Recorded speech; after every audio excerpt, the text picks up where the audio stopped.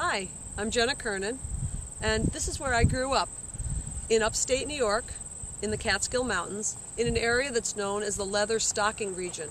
It was called that because the early woodsmen wore leather leggings to keep their legs protected from the brush and thorns. Near here is the town of Cooperstown, where I was actually born. It was named after James Fenimore Cooper's father, who founded the town. James Fenimore Cooper, as you know, is the man who wrote The Last of the Mohicans, and also a story set in this area called Leather Stocking Tales. Cooperstown's also known for the Baseball Hall of Fame. As you can see, this is a beautiful area, and it has inspired all of my work. And if you'll look to your right, you'll see the hillside. When I was a girl, my father owned that hillside, and I'm going to take you there next.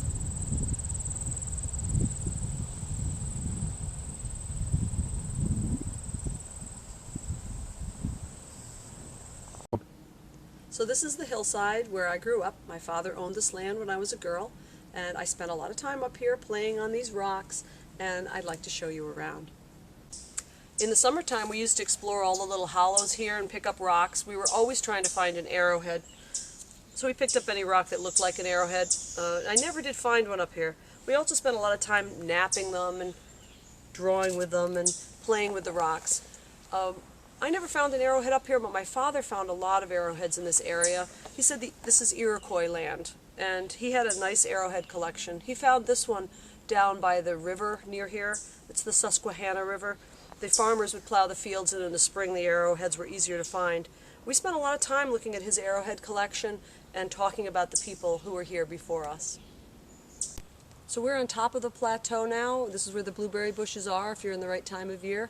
And this was the destination rock. My family used to come up here, my mother and father and us kids. We'd always come up here, and this is always where we sat, where my father would set the fire, and where we'd have our hot cocoa before we went back down to our house.